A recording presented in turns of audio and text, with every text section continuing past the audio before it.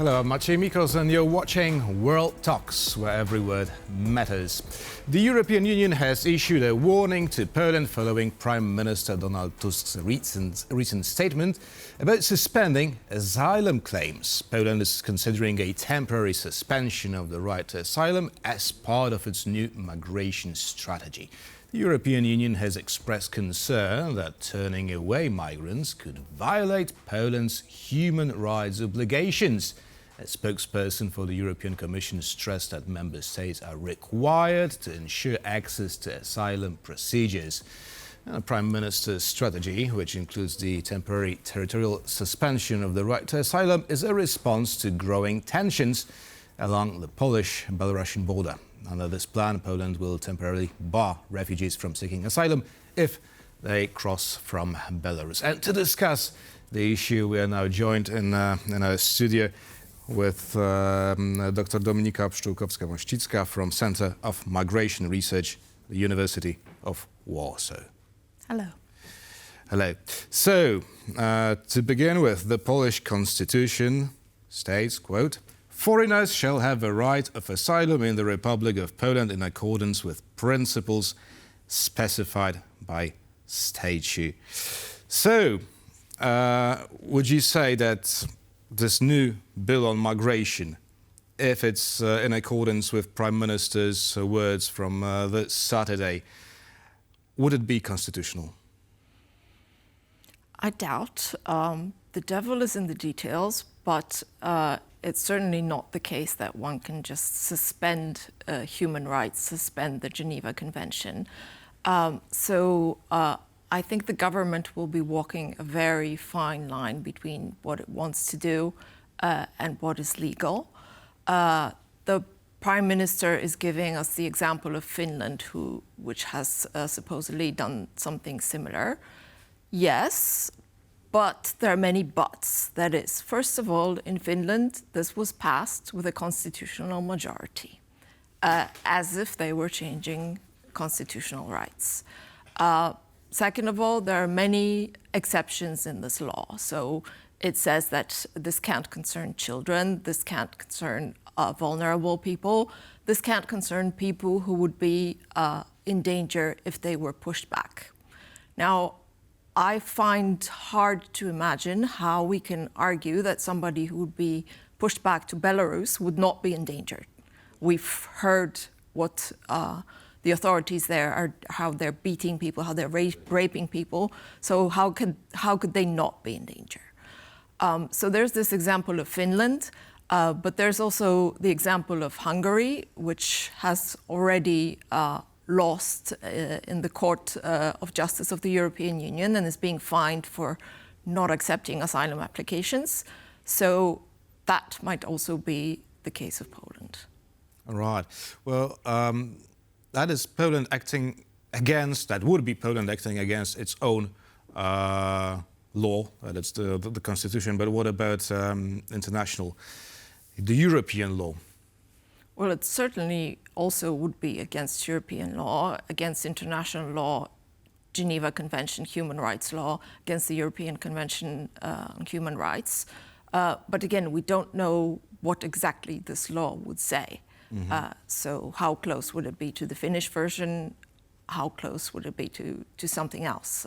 We need to know exactly to judge. But I think it will really require a lot of legal creativity to argue that this is not against Polish constitution, European law, international law. What do you think has changed in the past few years? It was 2021 when Donald Tusk, they're not the Prime Minister, obviously stated no one wants to live in a country where the authorities pose a dilemma, security or humanity. He was referring, of course, to the border crisis at the Polish-Belarusian border. So, what has changed? Well, we've certainly moved very much to the right in terms of discourse on migration and the securitization of this discourse, constantly putting a sign of equality between migration and security. And this was, of course, the rhetoric of the previous government, but this is also the rhetoric of Prime Minister Donald Tusk.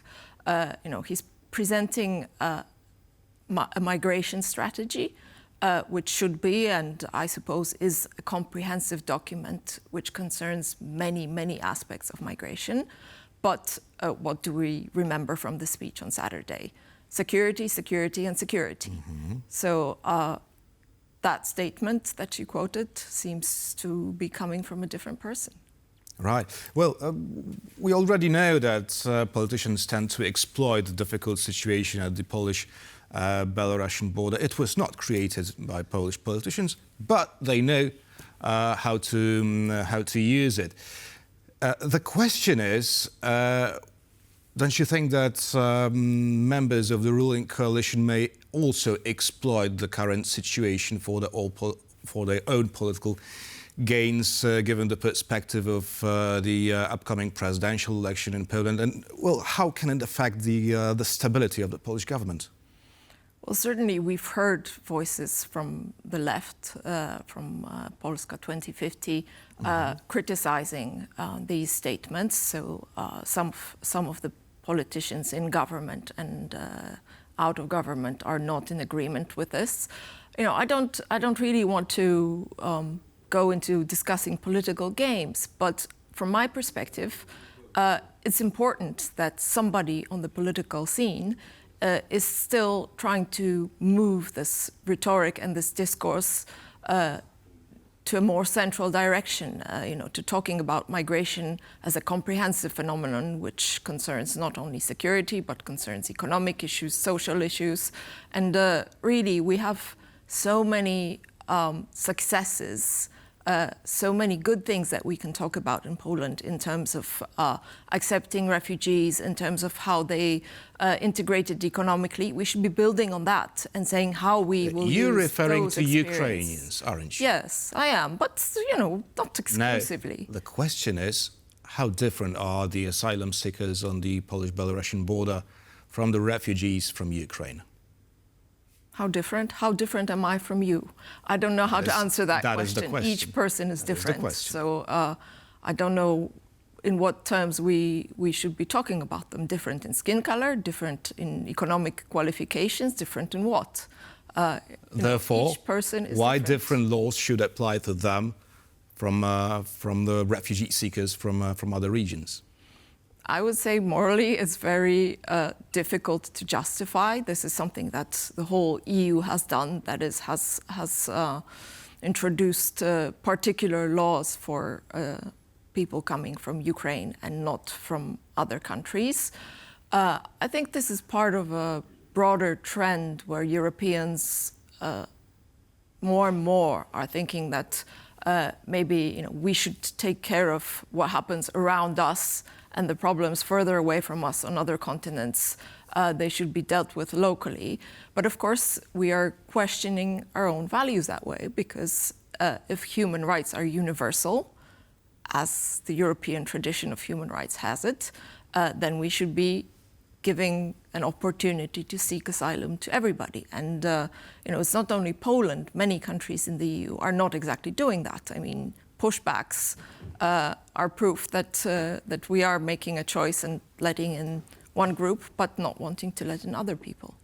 You mentioned that Finland, having introduced very similar regulations, it required the constitutional majority in the parliament, in the Finnish parliament. Now, the former ruling Polish party, Law and Justice, would like to have a referendum, public vote on the issue. Now, do you think that would be a good idea? No, I think we already tried that in a way. First of all, what will be the question? Because here the issue is very detailed regulations, right? So it's not a yes or no question. So what would they ask in the referendum is my question. These are Because so far we only hear about the temporary suspension of the right to asylum. It's not like there would be no asylum in Poland anymore, right?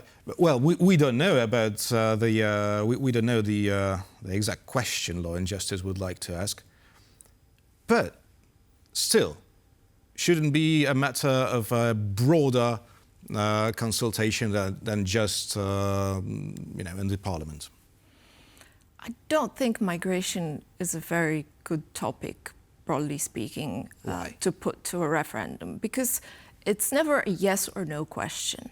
It's a question of exactly whom, exactly how do we do this, exactly which right. You know, we're never discussing, do we want to let in everybody or nobody? It's not that kind of issue. So it's a whole spectrum, really, of different issues, which are difficult to understand for people and which are usually not yes or no questions. So I don't see which yes or no question we could ask that could really reflect what people want. Right. Now, talking about the asylum seekers, do we have any data on how many of the illegal migrants, let's call them this way, were really looking for an asylum in Poland? Yes, we have statistics on asylum seeking, and it's several thousand people per year, compared to 2.5 million foreigners who are in Poland legally based on other topics. So this is another thing. We focus so much attention on this very small group of people. Of course, there are others who approach the border, who are pushed back, whatever, but it's still very few people. The border guards, they also publish statistics regarding how many people were apprehended either attempting or having crossed the border illegally. You know what the number is? It's 500 and something per year.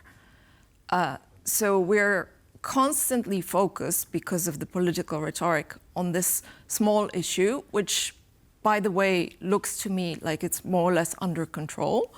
And we should be devoting much more attention to this large group of people who we already let in, who are already here, who are likely to stay.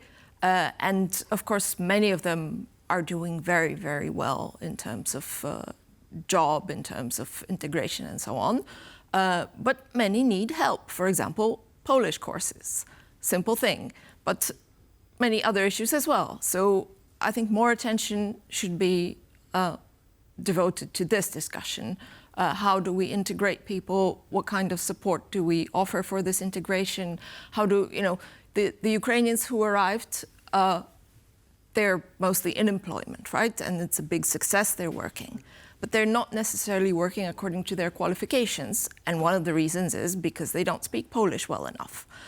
So such issues we should be focusing on, and we should be building on the things that we did right and fixing the things we didn't do properly or didn't do at all, instead of all the time talking about security and about the situation in the border with Belarus. Lastly, as we are still talking about the situation at the border with Belarus, would you agree that the Kremlin has already reached its goal? Because nowadays, the Polish politics is centered around the border crisis with Belarus, right, with the asylum seekers. Well, certainly if the goal was to divide Polish society, to create tensions, yes. I'm pretty sure. It must have been at least part of the grand plan. Dr. Dominika Pszczółkowska-Mościcka from the Center of Migration Research at the University of Warsaw is our guest today. Thank you. Thank you very much. And thank you for watching. That would be all for now, and stay with us for much more here on TVP World.